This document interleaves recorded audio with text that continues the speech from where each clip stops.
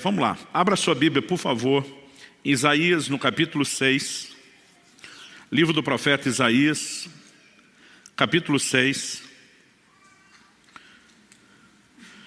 Nós vamos ler do versículo 1 até o versículo 8. Esse vai ser o nosso ponto de partida para aquilo que vamos compartilhar hoje. Isaías 6, a partir do verso 1, vou ler na Nova Almeida atualizada. O texto sagrado diz assim: no ano da morte do rei Uzias, eu vi o Senhor, assentado sobre um alto e sublime trono, e as abas das suas vestes enchiam o templo. Serafins estavam por cima dele, cada um tinha 6 asas, com 2 cobria o rosto, com 2 cobria os pés, e com 2 voava. E clamavam uns para os outros, dizendo: Santo, Santo, Santo é o Senhor dos exércitos, toda a terra está cheia da sua glória. Os umbrais das portas se moveram com a voz do que clamava, e o templo se encheu de fumaça. Então eu disse: ai de mim, estou perdido, porque sou homem de lábios impuros e habito no meio de um povo de lábios impuros. E os meus olhos viram o rei, o Senhor dos exércitos. Então um dos serafins voou para mim, trazendo na mão uma brasa viva que havia tirado do altar com uma pinça. Com a brasa tocou a minha boca e disse: eis que essa brasa tocou os seus lábios, a tua iniquidade foi tirada e o seu pecado perdoado. Depois disso ouvi a voz do Senhor que dizia: a quem enviarei? E quem há de ir por nós? E eu respondi: eis-me aqui, envia-me a mim. Meu Deus, suplicamos graça e favor do alto. Suplicamos a ação, a liderança e a aplicação do Teu Espírito Santo para que a Tua palavra fale e cale nos nossos corações e cumpra o propósito pelo qual tem sido liberado. Desde já nos antecipamos também e Te agradecer pela certeza de que o Senhor nos ouve, daquilo que o Senhor fará no coração de cada um. Nós oramos em nome do Senhor Jesus. Amém. Amém. Bom, nesse dia especial de gratidão a Deus, eu quero compartilhar algo que Deus colocou no meu coração com um propósito: despertar você para ansiar por um relacionamento mais profundo em Deus, por experiências maiores. E o tema da minha mensagem hoje é experimentando mais de Deus. Ao longo da minha caminhada com Deus, durante os anos, eu tenho descoberto que a revelação de Deus é progressiva. E sempre há mais para mim e para você. Não importa o quanto você já cresceu, dá para crescer mais. Não importa o quanto você já experimentou de Deus, dá para experimentar mais. Aliás, a Bíblia diz que a vereda do justo é como a luz da aurora. Vai brilhando mais e mais, até ser dia perfeito. Tem mais de Deus para você. Você pode dizer amém? Sabe, querido, nós temos vivido dias que têm chacoalhado muita gente, esse mais de 1 ano e meio de pandemia, mas eu quero lembrar a você que Deus não deixou de ser Deus, não deixou de ser extraordinária, incomparável, imensuravelmente grande, poderoso, e Ele há de fazer coisas extraordinárias nessa terra, na minha vida, na sua vida, e eu creio que Ele quer despertar em nós esse anseio.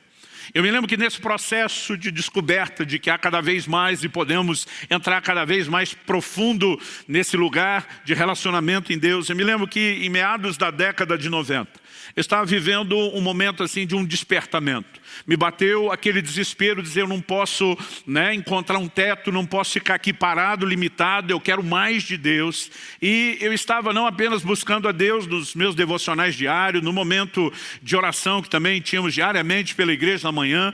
Parece que os cultos e mesmo as reuniões das células não eram suficientes. Era um momento de tanta fome, de tanto anseio, de tanto desespero, que a gente improvisava a vigília quase toda noite. Eu me lembro que essa época era inverno, e eu morava em Guarapuava, no interior, que chega a ser mais frio do que aqui. A gente já andava no carro com o kit vigília. Normalmente gostávamos de enveredar para o meio do mato para orar, e no inverno não era uma tarefa fácil. Então a gente sempre tinha um casaco a mais, cachecol, luva, gorro. A gente andava com as caixas de papelão já abertas no porta-mala para poder forrar o chão e aguentar orar de joelhos naquele inverno. E eu lembro desse momento, esse anseio de Deus. Às vezes terminávamos um culto, e não é que o culto não foi bom, mas a gente queria mais. E tinha um grupo de irmãos, os fominhas ali, que a gente numa troca de olhares já estava combinando. Vai rolar uma vigília depois, e a gente nessa levada. Então eu lembro nesse momento, minha oração quase que diária era: Senhor, eu quero experimentar mais, eu quero experimentar mais, eu quero entrar nesse lugar mais profundo. E foi num desses momentos de oração que o Espírito Santo me dirigiu até esse texto de Isaías capítulo 6. Eu gostaria que você olhasse para esse texto não apenas como um relato de um episódio na vida de Isaías, ou mera e simplesmente uma menção de um momento na história, né, do povo de Deus, o povo da aliança que Deus fez com Abraão, os hebreus, mas que você pudesse olhar para isso como algo que serve para mim e para você. O apóstolo Paulo diz: tudo quanto foi escrito para nosso ensino foi escrito. Ele também diz aos coríntios que essas coisas que aconteciam, né, aos santos do Velho Testamento foram registradas para nossa advertência, para nosso exemplo. E Deus, por meio desse texto, começou a me inspirar. Eu já vi muita gente dizendo que esse é o momento do chamado que Isaías tem para o ministério, quando ele ouve a pergunta: quem enviarei, quem há de ir por nós? E diz: eis-me aqui, Senhor, conta comigo. Mas a verdade é que Isaías já estava no ministério. Desde o capítulo 1 ele já está profetizando, ele já está servindo a Deus. Mas esse é o momento onde Isaías tem uma experiência ainda mais profunda com Deus. Mesmo em relação ao chamado para o ministério, ele é chamado para uma dimensão mais profunda, e não que ele não estivesse fazendo nada. E de repente eu comecei a pensar no que foi essa experiência. Tirando o aspecto místico, que deve ter sido impactante, de uma visão que ele tem no templo. Quando você começa a observar, a analisar aqui o desenho da experiência, algumas coisas me chamaram a atenção. Eu queria destacar 5 aspectos dessa experiência de Isaías, esperando que isso empolgue você. Em primeiro lugar, ele tem uma nova revelação de Deus. A revelação tanto da santidade de Deus como da realeza de Deus é algo singular até então nas Escrituras. Ele diz: os meus olhos viram o rei. Ele diz: ele estava sentado num trono. Trono é a cadeira dos governantes. Ele diz: as orlas do seu manto enchiam o templo. Ele está falando do manto real. Ele tem a revelação de Deus na sua santidade, na sua realeza, uma percepção, né, nunca antes experimentada, e talvez uma revelação que Deus não havia comunicado de maneira clara.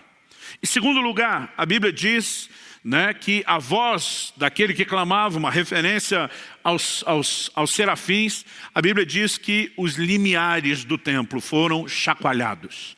O templo era o centro, a sede de todo o culto e de toda atividade religiosa. Embora Deus se manifestasse lá, é óbvio, né, que não havia nada necessariamente sagrado no templo, a não ser a manifestação da presença de Deus. Mas quando Deus chacoalha aquela estrutura, de alguma forma, né, o que ele falou e inspirou o meu coração analisando a experiência de Isaías, trazendo uma aplicação já bem personalizada, é que todos nós precisamos de uma experiência que chacoalhe os alicerces de religiosidade da nossa vida. Que nos leve a não apenas permanecer dentro das regras de funcionamento. Embora a gente se mova dentro delas, precisa haver algo maior na minha e na sua vida. Em terceiro lugar, a Bíblia diz que a casa se encheu de fumaça. E isso é recorrente na Bíblia. Quase sempre que você tem uma revelação da glória, né, a chamada Shekinah, a glória de Deus, a Bíblia fala ou de nuvem ou de fumaça. De alguma forma é como se Deus claramente estivesse dizendo: eu quero turvar a sua visão. E visto que Deus não trabalha na contramão e nem de forma negativa, nós precisamos entender qual seria o propósito de turvar uma visão. Quase sempre que o aspecto negativo aparece, ele, na verdade, precede e antecede uma substituição por algo positivo. Por exemplo, para o profeta Jeremias, Deus diz: eu te estabeleci para arrancares e plantares. Antes de plantar nova planta, arranca velho. Deus diz: eu te estabeleci para derrubares e para edificares. Antes de edificar o novo prédio, derruba-se o anterior. Porque se o velho não for removido, não haverá lugar para o novo. Em quarto lugar, ele tem uma percepção da sua limitação, do seu pecado. Ele se vê como um homem de lábios impuros, e como diz outra versão, que habitava no meio de um povo de impuros lábios. Mas ele não tem apenas a percepção do seu pecado ou das suas limitações. Ele experimenta um toque santificador. Um anjo pega uma brasa do altar, toca a boca do profeta e diz: tua iniquidade foi tirada. Porque o propósito de Deus não é apenas dar diagnóstico de pecado. Normalmente, por meio do diagnóstico que leva o homem ao arrependimento, o que Deus quer trazer é cura. Então, ele tanto tem a percepção das suas limitações, como ele tem um toque santificador e transformador. E por último, uma vez que nós já definimos que ele estava no ministério, e isso não é o início de tudo, nós podemos dizer que, no mínimo, ele tem uma nova percepção, de uma profundidade, de uma outra dimensão do serviço do ministério. E de repente eu comecei a pensar nessas 5 características. Uma nova revelação de Deus, as bases de religiosidade sendo estremecidas, a visão antiga sendo confundida, porque normalmente é o que é necessário para que a nova se estabeleça, um toque transformador e santificador, e em quinto lugar, uma nova percepção ministerial. Então, mesmo imaginando que talvez a experiência de Isaías, nos moldes em que aconteceu o aspecto místico, não fosse necessariamente ser reproduzido de maneira igual para cada um de nós, nós podemos entender que no mínimo os benefícios dela é algo que está à disposição de cada um de nós. Aliás, não gosto da ideia de um Deus que faz acepção de pessoas. Isso é contrário às Escrituras. Deus não tem filhos prediletos. Eu não posso conceber isso, a menos que o filho seja eu. Aí dá para abrir uma exceção. Não, brincadeira à parte, eu e você precisamos entender que quando Deus declara que Ele não faz acepção de pessoas, o que está à disposição, né? Não estou falando de um chamado específico, de um comissionamento específico, eu estou falando, né, de valores, de bênçãos que Deus disponibiliza a todos igualmente, o que está à disposição de um está à disposição de outro. E de alguma forma, naquele momento, meu coração que já estava cheio de sede, de fome, de anseio por mais de Deus, começa a olhar para isso tudo e dizer, eu também quero uma nova revelação de Deus. Eu também quero as bases de religiosidade sendo estremecida, a visão anterior sendo confundida, o toque transformador, a nova percepção ministerial. E eu começo a orar e dizer, Senhor, se o Senhor me trouxe esse texto, qual é o caminho, o passo prático? E de repente, os meus olhos se abriram. Já se foram aí pelo menos 2 décadas e meia que isso aconteceu. E a frase, no ano em que morreu o rei Uzias, ou no ano da morte do rei Uzias, saltou aos meus olhos. E de repente eu percebi que a essência do texto comunica uma substituição.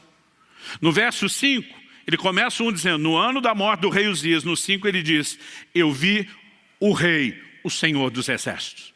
Ele está dizendo, quando morre um rei humano, natural, algo acontece e eu entro na revelação de Deus como rei.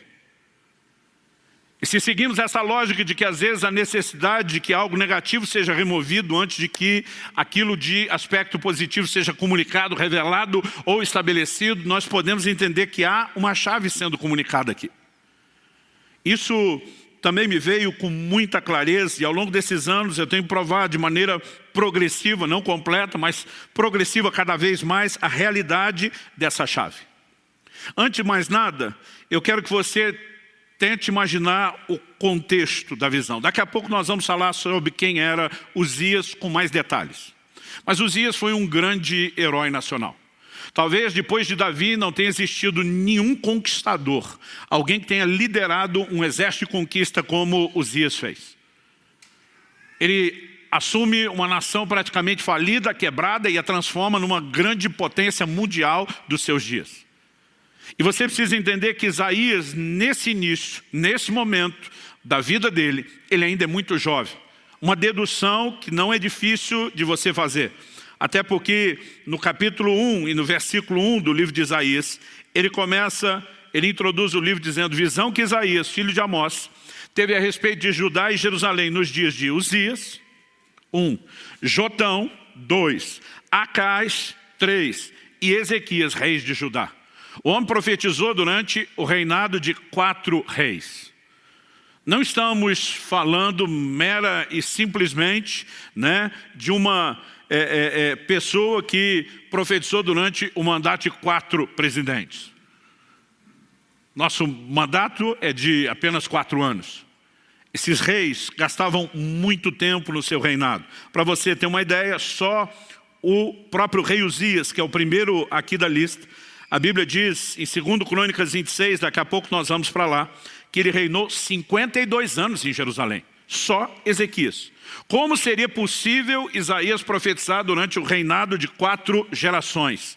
De outros 3 reis que sucederam Uzias. A única conta, mesmo que você dê bastante longevidade a Isaías, é que ele começou muito novo no finalzinho do reinado de Ezequias e ele termina bem velho no comecinho, no reinado de Uzias, e ele termina bem velho no comecinho do reinado de Ezequias, senão essa conta não fecha.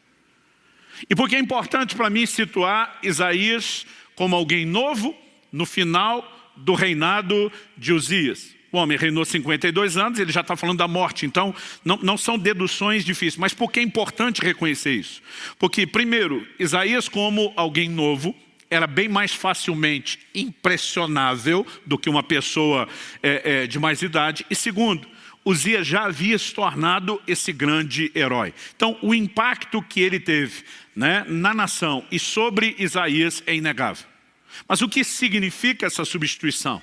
Porque quando ele morre, vem a revelação de Deus, ou porque Deus decidiu comunicar isso? Porque Uzias, ele também nos transmite uma figura muito específica, muito particular. E para que a gente entenda o que é Uzias, o rei natural, morrer, para que os nossos olhos vejam o rei numa dimensão mais profunda, a gente então precisa entender, né, o que simboliza Uzias. Então, em segundo lugar, primeiro eu falei da necessidade de uma troca para se viver essa experiência mais profunda, o rei natural morrer, para que os nossos olhos vejam o rei. Em segundo lugar, vamos procurar entender junto o que Uzias simboliza. Então, você pode me acompanhar em 2 Crônicas, segundo livro de Crônicas, capítulo 26. Eu vou ler a partir do versículo 3 e nós vamos juntos aí até o 16. Aqui nos dá um bom retrato do que foi Uzias e o seu reinado. O texto diz assim: Uzias tinha 16 anos de idade quando começou a reinar, e reinou 52 anos em Jerusalém. A mãe dele se chamava Jecolias e era de Jerusalém. Ele fez o que era reto aos olhos do Senhor, segundo tudo que Amazias, seu pai, havia feito. Propôs-se a buscar a Deus nos dias de Zacarias, que era sábio nas visões de Deus. Enquanto Uzias buscou o Senhor, Deus o fez prosperar. Duas afirmações aqui importantíssimas, né? A do versículo 5, propôs-se a buscar a Deus. E aí, o final do mesmo versículo diz: enquanto buscou o Senhor, Deus o fez prosperar. Você pode repetir essa frase comigo? Só para efeito didático, diga: enquanto buscou o Senhor, Deus o fez prosperar. Mais uma vez, com um pouquinho mais de ânimo e vontade, né? Ou de força para furar o bloqueio da máscara aí que está abafando sua voz. Diga: enquanto buscou o Senhor, Deus o fez prosperar. Agora, a partir do versículo 6, nós temos um resumo do que foi essa prosperidade. O texto diz: ele foi e guerreou contra os filisteus, destruiu as muralhas de Gate, de Jabne e de Asdod, construiu cidades no território de Asdod entre os filisteus. Deus o ajudou contra os filisteus, contra os árabes que moravam em Gur-Baal e contra os meunitas. Os amonitas pagavam tributo a Uzias, que chegou a ser tão poderoso que a sua fama se espalhou até a entrada do Egito. A frase até a entrada do Egito não significa muito para nós. Mas quando a Bíblia está falando aqui dos filisteus, dos amonitas, dos povos em volta, está falando da expansão do reinado de Uzias. O Egito, que foi uma grande potência na antiguidade, nos dias de Uzias, ficou recolhido do portão de casa para dentro. Quando a Bíblia diz sua fama foi até a entrada do Egito, está dizendo isso: o Egito não saía, permaneceu forte apenas no seu território, e Uzias estabeleceu o seu domínio a ponto de manter Faraó e o seu exército dentro do quintal de casa, sem sair ou avançar para lugar nenhum.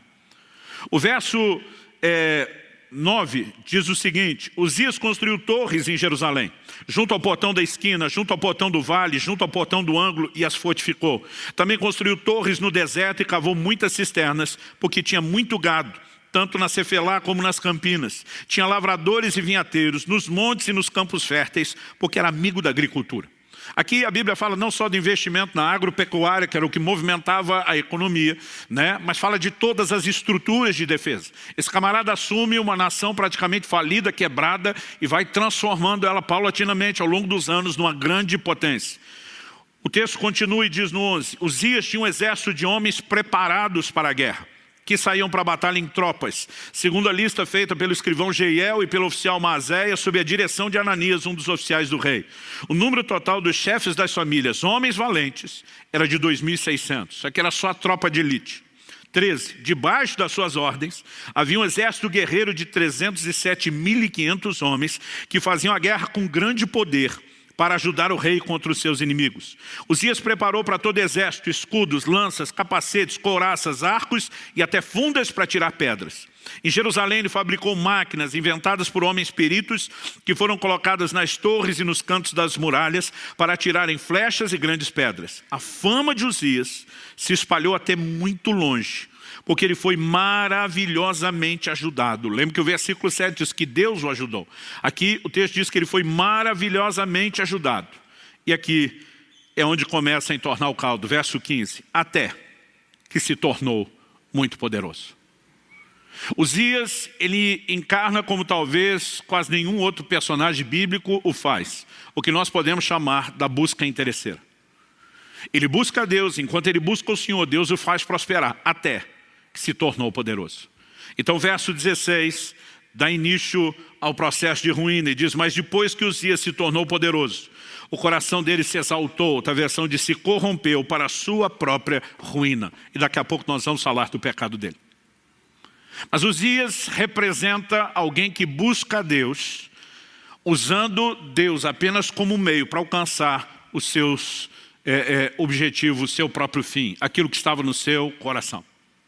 É lógico que o ser humano, por natureza pecaminosa, diga-se de passagem, tem essa inclinação. Não podemos dizer que isso é exclusividade de Uzias. E justamente por não ser um problema só dele, e ser um problema generalizado, é que Deus pode usá-lo como uma figura para algo que precisa ser trabalhado nas nossas vidas. E naquele dia, o que Deus falou com muita clareza: se você quer experimentar mais, se você quer, usando a linguagem de videogame, que eu aprendi com meu filho quando garoto em casa, se você quer passar de fase, se você quer ir para o próximo nível, se você quer experimentar algo mais, Uzias tem que morrer. E quando Deus está falando de Uzias como aquele que simboliza a busca interesseira, eu começo a lembrar não só dos textos bíblicos. Por exemplo, Jesus, sabemos lá por Lucas, pelo relato de Lucas 17, 12 a 19, que ele cura 10 leprosos. Desses 10, só um volta para adorá-lo, para agradecer. Jesus pergunta para ele: onde estão os outros 9? Jesus não estava com isso, responsabilizando ele como se fosse uma espécie de chefe de sindicato dos ex-leprosos curados. Mas Jesus está desabafando, pondo para fora algo da sua própria alma. Cadê o resto da galera? Todo mundo foi curado. Mas 9 daqueles 10 só precisavam da cura. E depois de obter aquilo que queriam, não queriam mais nada de Jesus, a não ser o que já tinham alcançado. Só um volta para dar continuidade ao processo. E muitas pessoas buscam a Deus nas suas necessidades, movidos unicamente pelo interesse de resolver aquilo. E a partir do momento que conseguem o que querem, eles tratam Deus como algo descartável. Eu lembrei não só dos textos bíblicos, eu lembrei de N situações que eu já tinha vivido no ministério, apesar de estar ainda nos primeiros anos do ministério pastoral. Eu comecei a pensar em quanta gente chegou na igreja precisando de cura e depois que foi curado, desapareceu. Eu comecei a lembrar de quanta gente chegou precisando de um milagre no casamento e quando as coisas deram uma melhorada, não era nem que estava resolvido, já sumiram de cena. Eu lembrava de casos específicos. Lembrava de uma vizinha que eu evangelizei tanto, convidei tanto para ir para a igreja, nunca podia. Mas no dia que apareceu uma macumba daquelas feita na porta da loja dela, ela desesperada: eu preciso de Deus, eu preciso de oração. Eu levei e falei: sei, mas vamos aproveitar que você abaixou a guarda. Sabe, eu me lembrava dos jovens, quando chegava a época de vestibular, eles pediam para a gente dar cópia da chave da igreja, porque eles queriam orar às 5 da manhã, buscar Deus. Mas depois que passava no vestibular, não orava mais, não lembrava que era crente, não lembrava que Deus colocou ele lá na universidade, nem do propósito pelo qual entrou. Mas enquanto eu estou pensando nos outros, porque nós temos essa facilidade de enxergar o problema dos outros. Todo dia alguém falou: pastor, a gente tem dificuldade de ver erro. Eu falei: não, a gente tem dificuldade de ver os nossos, dos outros não. Jesus disse que a gente enxerga o cisco no olho do irmão, difícil é ver a trave no nosso. Então naquele momento eu estou só terceirizando e pensando: o problema de Uzias é sério. Mas o Espírito Santo falou: ei, eu estou falando do seu Uzias. E eu estou ali metido, surpreendido: meu Uzias? Como quem diz, tem Uzias aqui não. E de repente Deus me abriu uma cena que eu fiquei tremendamente envergonhado. Eu tive um flashback da fase de pré-adolescência. Eu acredito que eu devia ter em torno de 11 anos de idade. Não deve ser algo muito diferente disso. As contas que eu faço é porque meu irmão mais velho, o Adriano, eu sou do meio de 3 homens, meu irmão mais velho, o Adriano, com 12 para 13 anos de idade, ele era precoce, ele cresceu, desenvolveu, já tinha corpo de adulto. Eu, com 2 anos atrás, já era corpo de criança. O Paulo, que era o caçula, 2 anos mais novo que eu e 4 que o Adriano, era mais criança ainda. E nessa época, ele vivia irritando e provocando o mais velho. E ele fazia isso até tirar o Adriano mais velho do sério. Quando meu irmão mais velho saiu do sério, ele não era amador, ele era profissional. E ele ia para cima do pequeno, mas batia assim que não condizia mais, ele não tinha noção do tamanho e da força que ele tinha assumido. E eu entrava para defender o menor e apanhava junto. E eu lembro que eu falava para ele, você para de provocar, eu não vou mais te socorrer, eu não vou te ajudar. E teve um dia que ele ficou provocando o mais velho, e eu fiquei avisando, falei, eu não vou apanhar por causa de você mais. Mas meu irmão perdeu a paciência, o mais velho, foi para cima do caçulo, Paulo, que hoje é pastor do Alcance lá em Orlando.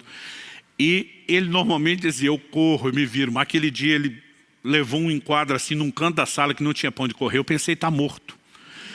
Eu não queria me apanhar junto, mas acabei sendo vencido pela compaixão, pela dó. Pensei, como eu ajudo ele sem apanhar junto? E eu achei que eu tive uma ideia brilhante, coisa de piar. Né? Naquela época, a maioria do dia, quando estava na escola, a gente passava normalmente de shorts ou bermuda, descalço, sem camisa, por causa do calor do interior de São Paulo. Me criei na cidade de Campinas. E eu lembro que meu irmão, assim, só de bermuda, eu vim dele um tapa nas costas, mas daquele assim, deixar o desenho da mão. E corri. Acredite ou não, além de já ter sido magro, era o mais veloz da família e nas disputas com todos os primos. Falei, não vai me pegar na corrida. Mas eu lembro quando eu dei a volta no sofá na sala, meu irmão já pulou por cima. Cortou um atalho, ele estava no meu encalço. Eu no desespero, tudo que eu olhava era o final do corredor. A hora que eu saí da sala, tinha o quarto dos pais de um lado, dos filhos do outro. Falei, eu tenho que entrar e fechar a porta. Mas eu vendo meu irmão no encalço, no desespero, eu estou no meio do caminho, eu vejo uma vassoura encostada na parede. Eu lembro que mamãe mandava a gente limpar a casa, a gente varria 2 metros, cansava, deixava lá para terminar depois. Coisas de adolescentes e pré-adolescentes. Eu não sei quem de nós largou aquela vassoura, mas a hora que eu vi ela, no instinto, no reflexo, falei, vai me ajudar a atrapalhá-lo para eu entrar naquela porta e me salvar. E gente, até hoje eu não sei como que o negócio deu tão certo ou tão errado. Né? Porque do jeito que eu passei correndo, corredor, eu acho que não dava 2 metros, devia ser 1,5 metro. Do jeito que eu passo correndo, eu pego aquela vassoura e correndo eu viro e jogo ela só para tentar atrapalhá-lo. Não queria acertar e nem achei que daria para fazer o movimento tão rápido. Mas ela foi reta a vassoura assim, com aqueles arremessos de dardo, e a ponta do cabo de vassoura pegou na garganta do meu irmão. Eu não sei se empurrou o gogó para dentro, o que foi. Eu só lembro das pernas dele levantando, ele caindo de costa. Eu assustado porque acho que não foi só a força do golpe, a velocidade dele. Ele começa a debater no chão. Primeiro eu acho que ele está fingindo, fico naquela, vou ajudar, e se ele me pega, estou tentando entender o que é que está acontecendo. Eu não sei se foi o medo, mas a impressão que eu tinha é que meu irmão estava mudando de cor, que ele realmente não estava respirando. Entrei pela porta que eu devia ter pensado antes do banheiro, no meio do corredor. Fechei a porta, por precaução, tranquei, dobrei meus joelhos. E orei como eu nunca tinha orado. Deus, não deixe meu irmão morrer, eu não quero ser preso. Não sei nem se eu estava preocupado com ele. E eu comecei a clamar a Deus como eu nunca tinha feito até aquela idade. Falei, se o Senhor salvar meu irmão, não deixar ele morrer, eu prometo que eu nunca mais brigo com ele. Eu ainda estava orando, não tinha terminado a oração. Um chute na porta. Até quando o papai faleceu anos atrás, nós fomos buscar a mamãe para morar com a gente aqui no Paraná, tinha ainda o buraco remendado na porta que ele tinha feito. Aí quando eu digo que ele perdia a paciência, vocês me acreditem. A hora que deu o chute, que eu vi estar vivo, gente, eu nem terminei a oração, não teve nome de Jesus, amém.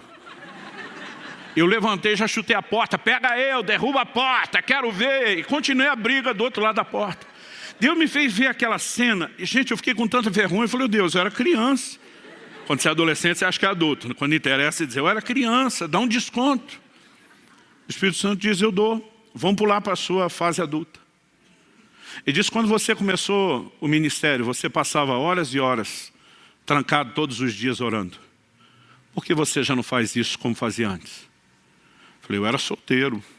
Agora sou casado, tenho família, pastorei, não tenho mais o mesmo tempo. Ele falou, essa é a desculpa que você resolveu acreditar. E diz, lá atrás você queria muito viver as coisas que você vive hoje. Embora você diga que estava naquele quarto me buscando, você estava apenas buscando o que você conseguiu. E agora porque conseguiu, você já não tem mais interesse em mim. E por vergonha eu vou parar aqui. Naquela hora ele começou a mostrar a trave do meu olho que eu não enxergava. E eu quero te dizer, não dá para dizer o quanto, mas todos temos alguma coisa de Uzias dentro de nós. Todos temos algum elemento dessa busca interesseira, que às vezes valoriza mais o que ele faz do que a pessoa que ele é. E naquele momento, quando Deus começou a expor, eu entendi que se Uzias não morrer, nós nunca vamos passar de fase. Sabe, a história não começa com Uzias já morto. Há um momento onde eu e você vamos ter que mudar e reverter esse jogo. Mas quando eu consegui entender aquele desenho, além de ter chorado muito e me arrependi diante de Deus, o meu desespero enquanto lia a respeito do assunto foi procurar entender como Uzias morre. E antes de falar isso, e é com isso que nós vamos encerrar, eu quero só destacar que ao longo das Escrituras nós vemos Deus revelando de forma recorrente, um pedaço aqui, uma parte do quebra-cabeça lá, outra em outro lugar, um desenho de como Ele espera que nós nos relacionemos com Ele. Por exemplo, Deus diz num determinado momento para Moisés, eu não vou mais, depois de ter tirado o povo de Israel do Egito, estar indo em direção a Canaã, Deus diz, eu não vou mais subir no meio de vocês, por causa dos pecados do povo. O Senhor diz para Moisés, o meu anjo vai à frente de vocês, vai livrar vocês, vai operar os milagres que vocês precisam, vai garantir que vocês entrem na terra prometida e tenham a bênção. Mas Deus diz, eu mesmo não vou mais no meio de vocês. Moisés se levanta diante de Deus e diz, se o Senhor não vai conosco, não nos faça sair desse lugar. O que é que Moisés está dizendo? Nós não estamos interessados apenas na sua bênção e no seu favor. Se não é para ter a tua presença, nós não vamos a lugar nenhum. Nós abrimos mão da bênção e de qualquer favor. Porque nada disso substitui a tua presença. Mas é um episódio que quase ninguém fala nada e nem canta sobre isso. Mas quando a gente chega em Jacó, Jacó lutou com o anjo de Deus e diz, não te deixarei enquanto não me abençoar. Gente, a Bíblia fala que era o anjo do Senhor. Essa expressão o, artigo definido, e não um artigo indefinido, normalmente é uma teofania. É uma aparição do próprio Deus, ainda que uma revelação limitada dele. O próprio Deus está ali. E quando o anjo sinaliza, eu vou embora, ele diz, não. Primeiro você me abençoa, depois vaza. O que é que Jacó está dizendo? Estou nem aí que a sua presença vai embora, desde que a bênção fique. É a atitude inversa de Moisés. Mas a gente não canta sobre Moisés, a gente canta sobre Jacó. E Jacó segurou o anjo. E a ideia é essa, é agarrar a sua bênção. E depois deixa que Deus vai embora, porque você já conseguiu o que precisa. Sabe, não entenda mal o que eu estou dizendo. Eu não estou dizendo que Deus não faz, que Ele não quer fazer, e nem que nós não podemos desfrutar. Eu quero falar a respeito da motivação com que buscamos. A geração de Eli é a geração que perdeu a arca, que simbolizava a presença de Deus. A próxima geração, a geração de Davi, é a geração que trouxe e recuperou a arca. Há uma diferença enorme entre a geração que perdeu e a que recuperou. A que perdeu tratou Deus como? Como um mero amuleto, uma espécie de talismã. Um resolve tudo. Eles travam uma guerra contra os filisteus, na primeira batalha perderam. Aí alguém tem a brilhante, entre aspas, ideia. Vamos trazer a arca de Deus para o campo de batalha. Israel até então, a coisa ia ficar pior depois, mas nesse momento, era o momento de maior apostasia da história da nação. Eles já não vão a Siló, onde o tabernáculo estava, já não iam lá para buscar e adorar o Senhor, mas na hora do problema traz a arca. Porque agora nós precisamos que Ele resolva. Como diz o ditado antigo, quando a água bate na região lombar, as pessoas lembram de buscar Deus. A região lombar ficou mais polido, né? Tá bom assim, meu amor? Você que sempre me ajuda a ser minha melhor versão. Quando eles tratam Deus e a presença de Deus dessa forma, qual foi o resultado? Eles perderam a arca, perderam a presença.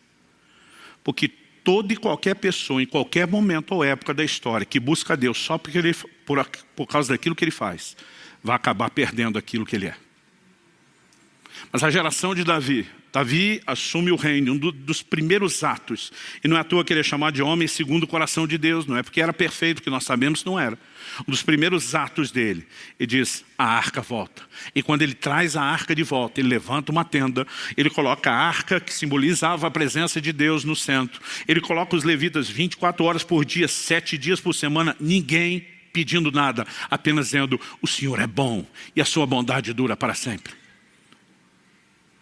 Agora, o interessante é que se você olhar tanto Davi como Moisés, que nesse sentido entenderam o cerne do relacionamento, foram duas das gerações na história do povo de Deus que mais experimentaram o que Deus pode fazer. Desde os dias de Josué, a terra prometida nunca tinha sido conquistada na sua totalidade. O primeiro que conseguiu isso foi Davi. Então você olha para o Moisés dizendo, se a tua presença não vai conosco, nós não vamos a lugar nenhum. E você encontra em Moisés a geração que mais experimentou milagres. Eu não estou aqui pregando contra a intervenção de Deus. Eu estou falando da necessidade de ajustes na nossa motivação para que a gente possa experimentar até mais do que Ele pode fazer. Eu quero te despertar a acreditar que nós podemos viver manifestações maiores, como indivíduos, como casa, como igreja. Nós podemos e nós iremos vivenciar manifestações maiores. O foco não é o que Deus faz. Um dia desse preguei essa mensagem em algum lugar, alguém falou, tá certo, esses pregadores que ficam colocando Deus como fosse alguém que vive para resolver o nosso problema. Eu falei, mas Ele também está lá disponível para tudo. Aliás, se você entender que o que Deus faz é uma consequência do que Ele é, então buscá-lo pelo que Ele é, inevitavelmente levará a experimentar o que Ele faz. Hebreus 11 diz que Deus é galardoador dos que o buscam. Não é algo apenas que Ele faz, é algo que Ele é recompensador, Ele intervém. Eu não estou falando contra isso. E tem gente que fica tentando classificar o que é digno de pedir a Deus e o que não é. Irmão, eu prefiro descobrir no caminho. Eu gosto de dizer que eu cresci numa estrutura muito simples de família, que é o jeito mais bonito de dizer que a gente tinha dinheiro para nada. E eu lembro logo no início do meu ministério, quando chegava o fim do ano, eu ficava vendo aquelas propagandas de panetone. Que era uma coisa que a gente, por muitos anos, só sabia o que era em cartaz. Ou comia aqueles sequinhos do mercado do bairro, mas nunca aqui do bom. E eu lembro de eu estar pregando numa cidade, já aqui no interior do Paraná, e eu vi um cartaz de um panetone desse stop. Não vou fazer propaganda de graça e falar o nome, não. Eu lembro que eu falei, meu Deus, eu queria tanto comer um panetone. Tem gente que acha que não deveria te incomodar com isso. Eu acho que não é incômodo, eu acho que o Senhor gosta de mim para valer, eu acho que o Senhor quer agir na minha vida. Falei, eu queria te encomendar um panetone. Não sei de que jeito, não tenho dinheiro, não vou atrás. Eu queria que o Senhor mandasse para mim. Porque melhor do que o panetone é ganhar ele do Senhor. Mas eu estava naquela viagem, dividindo o quarto com outro pastor amigo. Falei, não, manda 2, que eu não quero dividir o meu com ele. Já que esperei tanto tempo e finalmente vou ter o panetone do bom, manda 2. Gente, algumas horas depois eu chego no hotel. Eu lembro que eu peguei a chave com o atendente, ele falou, olha, só um pouquinho que alguém deixou alguma coisa aqui. Eu falei, quem? Tipo assim, quem que me conhece na cidade para deixar algo? Ele falou, não, a pessoa disse, na verdade, que você não conhece ela. E de repente ele puxa uma sacola com 2 panetones daquele. Ele falou assim, foi muito estranho, pastor. A mulher falou assim, que não sabe quem você é, mas que ela estava no mercado. E ela ouviu uma voz falar com ela.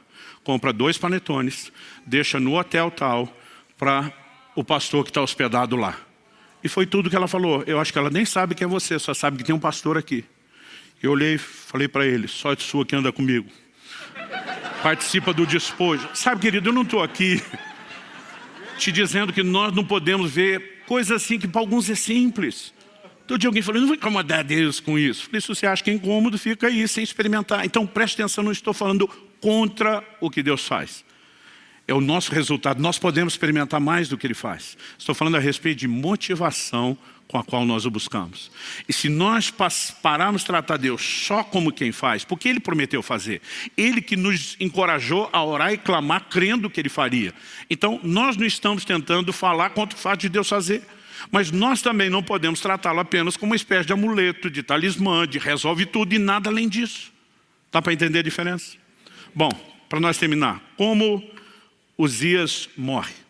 Nós paramos de ler no verso 16 e vamos retomar no verso 16 de 2 Crônicas 26. O texto diz, mas depois que Uzias se tornou poderoso, o coração dele se exaltou para a sua própria ruína. Ele cometeu uma transgressão contra o Senhor seu Deus, pois entrou no templo do Senhor para queimar incenso no altar do incenso. Porém o sacerdote Azarias entrou atrás dele, acompanhado de 80 sacerdotes do Senhor, homens da maior firmeza. Muitas versões traduziram homens corajosos. Eles enfrentaram o rei Uzias e lhe disseram, não compete a você, Uzias, queimar incenso diante do Senhor, mas aos sacerdotes, filhos de Arão, que são consagrados para esse serviço. Saia do santuário, porque você cometeu uma transgressão. Isso não lhe trará honra da parte do Senhor Deus. Então Uzias se indignou. E é com a indignação de Uzias você vai entender que a Bíblia chama Azarias e esses 80 sacerdotes de homens corajosos. Eles vão enfrentar o rei. Eu não sei você, mas quando criança eu ficava pensando, devia ser muito legal ser rei. Fazer o que você quiser, mandar em todo mundo, ter todos os seus desejos atendidos. Esse não é o tipo de gente que espera ser confrontado ou corrigido por ninguém. E por que eles vão em 80? Porque o rei não andava sozinho em lugar nenhum. Sempre tinha uma guarda pessoal para cuidar dele, para protegê-lo e para retalhar quem se levantasse contra o rei. Mas quando a Bíblia está chamando eles de corajosos, eles sabem o risco ao qual eles estão se expondo. Mas o posicionamento de indignação deles é maior do que a indignação de Uzias em si mesmado apenas consigo mesmo. Eles estão indignados com a violação de princípios. Como que esse cara agora acha que porque foi abençoado por Deus, pode tratar Deus dessa forma e entrar nesse lugar que não pertence a ele? Só os sacerdotes levitas podiam oferecer o incenso. Mas de alguma forma, às vezes, até pessoas que vivem intervenções de Deus, elas começam a achar que são leis para si própria, né? Ou que porque Deus, de alguma forma, agiu em seu favor, as atendeu, as honrou, elas acham que estão acima das demais. Eles confrontaram. E nesse confronto, o que aconteceu? O texto diz, 19, Uzias se indignou. Ele tinha um incensário na mão para queimar incenso. No momento em que ele se indignou contra os sacerdotes, a lepra lhe saiu na testa, ali mesmo, na presença dos sacerdotes, na casa do Senhor, junto ao altar do incenso.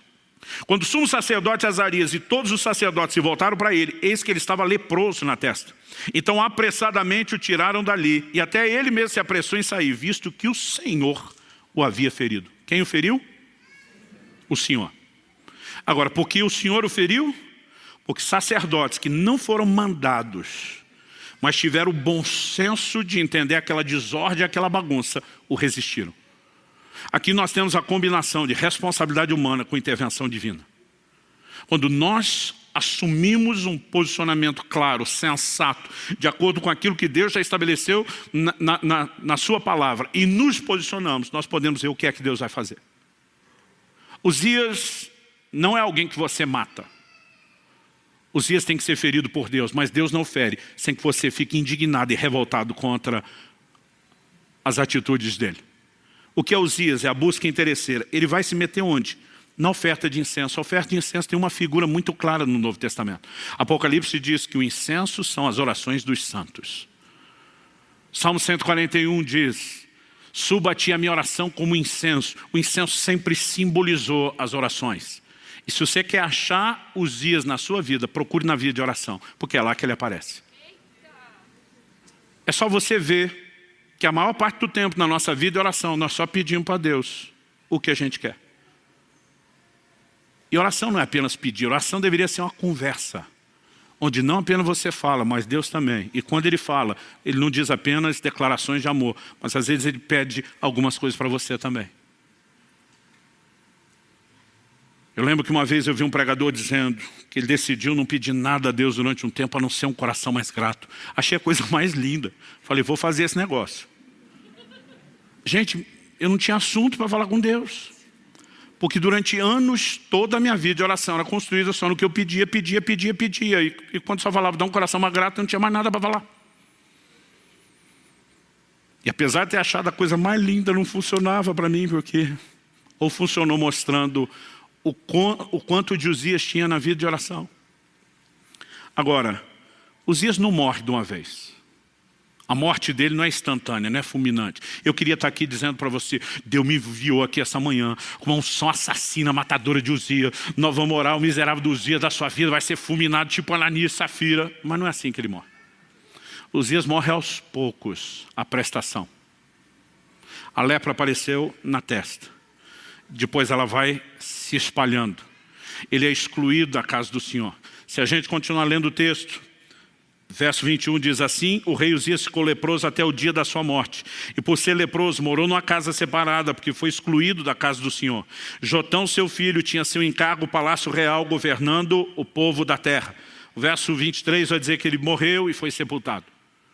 À medida que a lepra expandia, todo o contato com as pessoas foi limitado, ele não tem mais acesso à casa de Deus, então não tem mais acesso ao palácio, ele vai sendo isolado até que a morte finalmente se estabeleça. Uzias não morre de uma vez.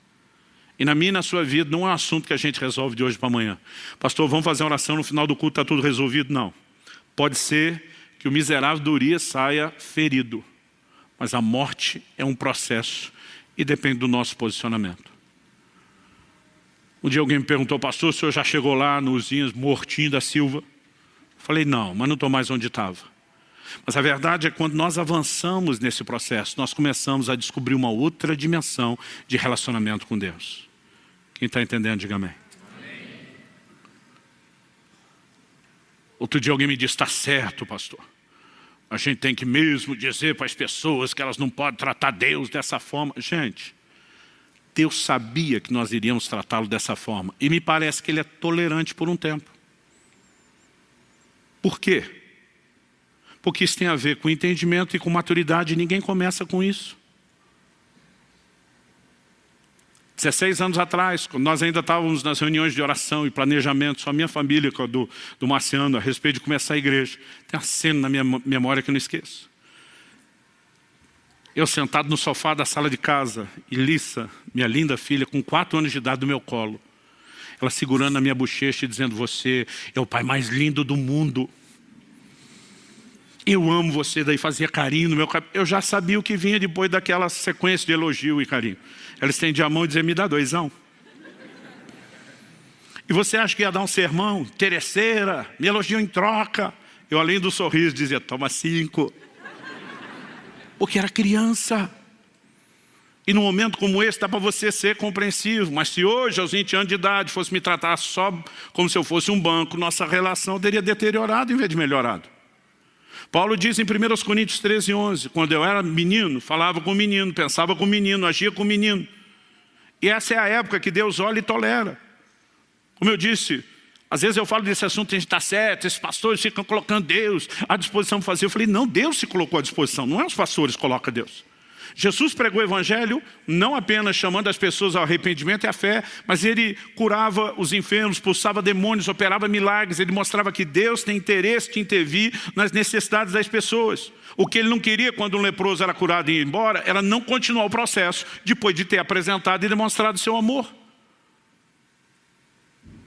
Aí as pessoas repetem tanto ditado que na cabeça de alguns parece que já está na Bíblia. Virou versículo apócrifo. Quem não vem pelo amor, vem pela dor. Gente, nunca conheci na minha vida alguém que veio por amor. Como é que alguém ama o Jesus que ele ainda não conhece? Ah, pastor, o senhor converteu pela dor? Não. Eu ainda não tinha feito 3 anos de idade, nem tive tempo de passar pelas dores da vida. Mas por que é que eu entreguei minha vida a Jesus? Porque disseram que se eu não fizesse eu ia para o inferno. Eu não queria ir para o inferno. Falei que era Jesus. Pesa um, pesa outro. Falei, não sou besta nem nada, não quero inferno, quero Jesus. A gente vai amá-lo depois que vai conhecendo. Dá para entender a diferença? Agora, alguns vieram por uma grande dor física, por uma grande dor emocional, mas nenhum de nós veio sem interesse. E Deus no início olha para mim e para você e diz, ainda que seja por interesse, que pelo menos você venha a mim e me permita me revelar a você. A questão não é como chegamos, é como permaneceremos. Então há um momento onde o entendimento precisa mudar, há um momento onde a maturidade precisa mudar. E se nós aprendemos com Moisés e Davi, quando buscamos a Deus pelo que Ele é, não só pelo que Ele faz, além de também ter o que Ele faz, vamos desfrutar o melhor que é quem Ele é. Mas também aprendemos com Ele e com outros, se buscarmos a Deus só pelo que Ele faz, nós vamos perder quem Ele é e, consequentemente, também perderemos o que Ele faz. Vamos ficar em pé para parecer que está acabando? Eu gostaria que nós orássemos juntos. Embora, como eu disse anteriormente, não há uma unção fulminante para destruir Uzias de uma vez só. Há algo da parte de Deus que vem quando? Então preste muita atenção nisso, que essa talvez seja a parte mais prática. A mesma Bíblia que diz que eu e você somos o santuário de Deus, que era o lugar onde Uzias foi oferecer o incenso. A mesma Bíblia diz que eu e você somos santuário, também diz que nós somos sacerdotes. Os sacerdotes eram os responsáveis pela ordem e a manutenção correta do culto dentro do santuário. Então, enquanto santuário, nós também somos os sacerdotes responsáveis. Ou seja, se tem vida devocional ou não com Deus, aí o responsável é você, não é mais ninguém.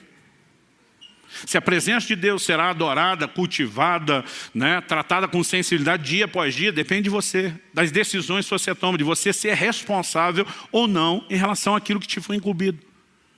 Agora, em algum momento, aqueles homens de Deus olham para Uzias e dizem: você foi longe demais, chega, basta. E quando eles percebem Uzias que passou da conta, eles se levantam e dizem: daqui para frente essa história muda. Você não vai continuar essa busca interesseira. É no momento do posicionamento, Deus diz: esperei por isso há muito tempo. E ele fere Uzias. Um processo começa. Para que no final das contas, depois se diga: no ano em que morreu o rei Uzias, os meus olhos viram o rei, o Senhor dos Exércitos. Há uma revelação extraordinária de quem Deus é quando a busca interesseira morre. A busca continua, mas a interesseira é que tem que morrer. E quando essas coisas vão sendo mudadas e ajustadas, nós não apenas vamos poder desfrutar o que Deus mais quer nos revelar. Quando Ele faz algo, eu brinco que isso é apenas uma espécie de um cartão de visitas. Ele está tentando revelar seu amor, seu interesse por nós, a importância que temos aos olhos dEle. Mas o bem maior que Ele quer que eu e você desfrutemos não são suas bênçãos. É Ele, o abençoador. Então eu não vim aqui te apontar o dedo, eu não vim aqui jogar pedra em você, eu não vim aqui dizendo que você nunca devia ter buscado a Deus por interesse, porque todos fizemos isso. Mas que à medida que o tempo passa, e nós nos permitimos descobrir quem Ele é. Aliás, a partir do mês que vem nós vamos dar muita ênfase em conhecer a Deus. A partir do momento que começamos a descobrir quem Ele é e nos interessar por quem Ele é, isso muda completamente as coisas. E se isso, além de redefinir o meu relacionamento com Ele, ainda pode me ajudar a ter uma nova revelação dEle, sacudir as bases de religiosidade da minha vida, turvar a visão velha, o que vai proporcionar a nova, trazer um toque santificador e transformador e uma nova percepção de ministério ainda no pacote. É muito lucro para ser ignorado ou desprezado.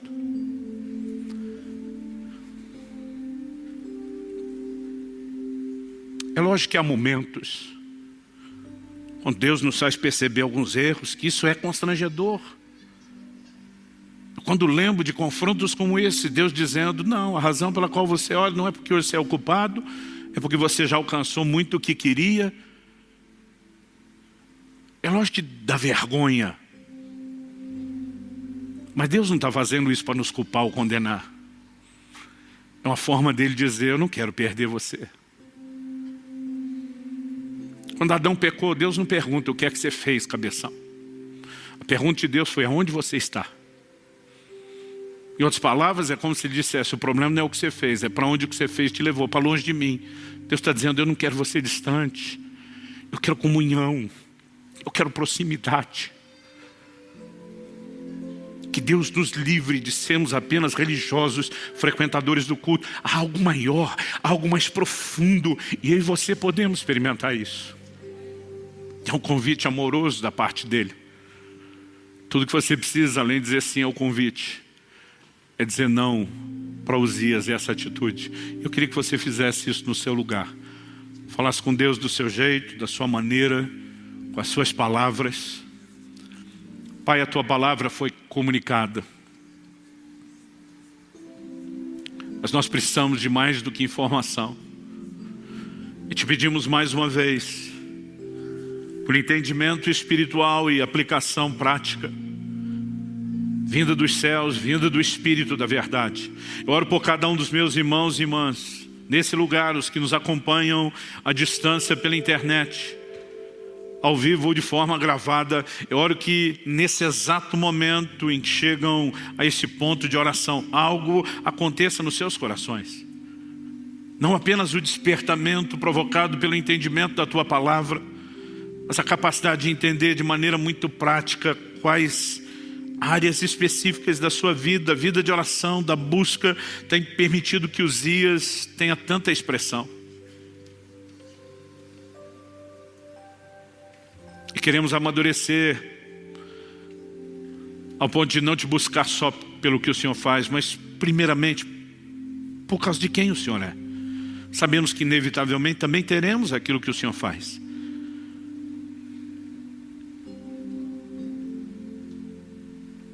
Clamamos teu toque, a expressão da Tua graça nos envolvendo hoje, o auxílio do alto, não apenas abrindo os nossos olhos e nos ajudando a mapear onde estão os dias na nossa vida, mas gerando a indignação correta de dizer a Ele, basta, chega. E sabemos, se fizermos a nossa parte, o Senhor também vai feri-lo. E sabemos que quando Ele é ferido, é uma questão de tempo, Ele morre. E quando Ele morre, os nossos olhos se abrem para uma nova dimensão. Há uma nova experiência, um lugar mais profundo no Senhor. E é isso que nós almejamos. É por isso que nós clamamos em nome de Jesus. Oramos não apenas por esse momento, na vida e na história de cada um. Oramos que como igreja, Senhor, possamos adentrar os próximos anos, vivendo coisas extraordinárias da parte do Senhor, como mero efeito colateral de um povo que entendeu que é buscar o Senhor por causa de quem o Senhor é. Que venham dias onde isso que estamos, ó Deus, falando se torne de fato uma realidade profética, uma progressão constatada, não apenas na vida de indivíduos, mas do corpo. Nós oramos em nome de Jesus. Em nome de Jesus. Se você crê e concorda, diga amém.